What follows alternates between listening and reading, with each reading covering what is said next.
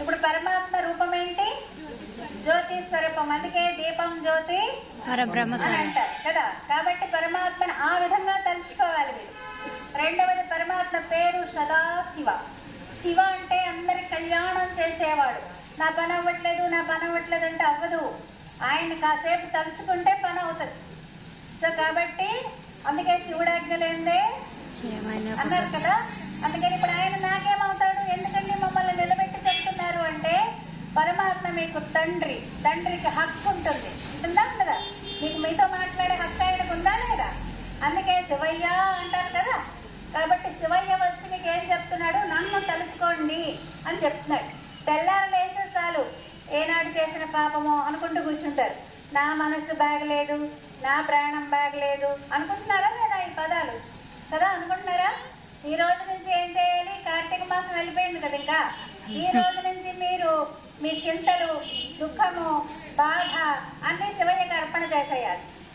చేసేలా వచ్చే కార్తీక మాసానికి మీరు ఆనందంగా ఉండాలి. అది ఆయన కోరుకుంటున్నారు. మరి ఇస్తారా మీ మనసు? ఇవ్వాలంటే మీ గురించి కూడా కొంచెం తెలుసుకోవాలి.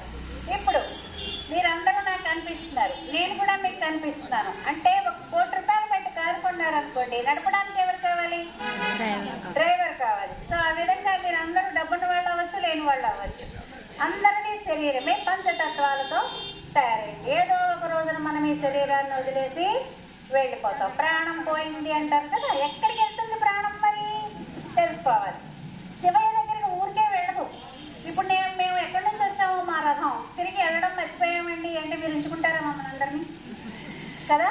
అదే విధంగా దీపం ఉండగానే ఇల్లు చక్క పెట్టుకోవాలి. శాస్త్రం చక్కగా చెప్తున్నారు. అంటే శరీరంలో ప్రాణం ఉండగానే నేనెవరు, ఎక్కడి నుంచి వచ్చాను, తిరిగి ఎక్కడికి వెళ్ళాలి, ఇది నేర్చుకోవాలి. ప్రతి వ్యక్తి నేర్చుకుంటే అతను శాంతిగా ఉంటాడు. ఇంట్లో ఒక వ్యక్తి శాంతిగా ఉంటే ఇల్లు మొత్తం శాంతిగా ఉంటాయి. 2 చేతులు తెరిస్తే తప్పట్లు వస్తాయి. ఒక భార్య ఒక మాట ఉందనుకోండి, భర్త సైలెంట్గా ఉంటే గొడవ ఉండదు. ఇద్దరు దెబ్బలాడితే గొడవ అయిపోతుంది. అలా ఉండకూడదు. ఇప్పుడు కలియుగం అలాగే ఉంది. ఇద్దరు ఇంజనీర్లే కాబట్టి ఇద్దరు కొట్లాడుకుంటుంటున్నారు. కాబట్టి అలా ఉండకూడదు అనమాట. ఎప్పుడు మనం ఎలా ఉండాలి? మన మనస్సు మందిరం లాగా ఉండాలి. ఒక మందిరంలో మందిరం ఎదురుగా వస్తే ఎలా ఉంటుంది? మనకి ప్రశాంతంగా ఉంటుందా ఉండదా? అలా మన మనసు ఎప్పుడు ప్రశాంతంగా ఉండాలి. అంటే మీ మనస్సుని మనోభిరాముడైనటువంటి పరమాత్మకి అర్పణ చేయాలి. రోజు నేను నాది అంటున్నాం కదా. అందరి చేతుల్లోని ఇప్పుడు ఏమున్నాయి? కొబ్బరికాయలు ఉన్నాయి. మరి అవి మీవి. మరి కాసేపటికి ఎవరివి? ఆయనవి. కాబట్టి ఈ శరీరాన్ని నడిపించేది ఒక శక్తి ఉంది, ప్రాణం అంటారు. ఈ ప్రాణానికి ఈశ్వరుడు, ప్రాణేశ్వరుడు, పరమాత్ముడు. మనం 5 నిమిషాలైన పరమాత్మతోటి యోగాన్ని జోడించడం నేర్చుకోవాలి. ఇప్పుడు నేర్చుకున్నామా మనం అందరం? మీరందరూ ఒకసారి నమస్కారం చేయండి. ఇప్పుడు పరమాత్మ ఎక్కడున్నారు? పైన ఉంటాడు. ఎందుకంటే నమస్కారం ఎవరికి ఎక్కడ చూపిస్తుంది? పైకి. అందుకని మనం అందరం ఇప్పుడు ఎక్కడికి వెళ్ళిపోవాలి? పైకి. ఎప్పుడైనా పైకి వెళ్తే ఎంత బాగుంటుంది కదా.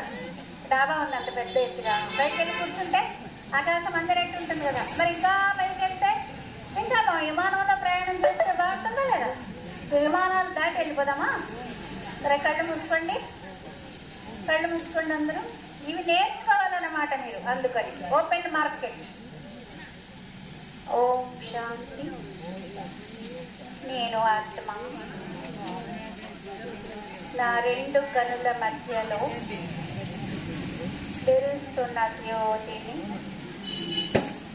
నేనిప్పుడు పంచతత్వాల నా దేహాన్ని మరచి పైకి వెళ్తున్నాను.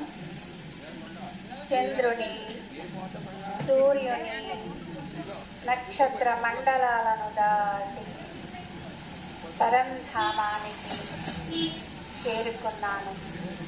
ప్రాణేశ్వరుడు, పాపకటేశ్వరుడు, శ్రీ సోమనాథేశ్వరుడు నాకు తండ్రి. ఓ తండ్రి శివ, నాలోని చింతను, బాధలను, దుఃఖాన్ని నీకు అర్పణ చేస్తున్నాను. ఇప్పుడు కిందికి వచ్చేయండి. మీ ప్రకృతి మధ్యలోకి ఫీల్ కండి. నేను ఆత్మ, నా భృకుటి నుండి శాంతి సాగరుడు పరమాత్మ యొక్క శాంతి తరంగాలు నా దేహమంతా వ్యాపిస్తూ నేను చాలా శక్తివంతమవుతున్నాను, తేలికగా ఉన్నాను. నా జన్మ జన్మల పాప భారాలు తొలగి సంతోషంగా ఉన్నాను. ఓం శాంతి, ఓం శాంతి, ఓం శాంతి. రోజు కాసేపు ఈ విధంగా మీతో మీరు కూర్చొని ఒక చోట మాట్లాడుకుంటారు కదా ఈ రోజు నుంచి. సరే, మీకు ఇంకొక శుభవార్త మరి ఆహ్వానము. మీరందరూ ఒక శివలింగాన్ని చూస్తున్నారు కదా. 12 జ్యోతిర్లింగాలలో మొదటి శివలింగము. ఇంకా 11 శివలింగాలను ఒక్కో చోట చూడాలని ఉందా? ఉందా? ఉంటే అమలాపురం అనపర్తిలో అయ్యప్ప స్వామి గుడి దగ్గర మా ఆశ్రమం ఉంది. అందులో మీరు 12 జ్యోతిర్లింగాలు ఒకే చోట చూడొచ్చు. అలాగే 1000 శివలింగాల దర్శనం కూడా ఒక చోట జరుగుతుంది. సహస్రలింగ దర్శనం అని అంటారు. అది కూడా చేసుకోండి. కొంచెం మెడిటేషన్ చేయడం కూడా నేర్చుకోండి. నేర్చుకుంటే మీరు బాగుంటారు, మీ పిల్లలు కూడా బాగుంటారు, ఇల్లు కూడా బాగుంటుంది. ఓకేనా? అది మా ఈ రథం యొక్క ఉద్దేశం. ఇప్పుడు కొబ్బరికాయలు కొట్టుకోండి. ఓకే, ధన్యవాదాలు.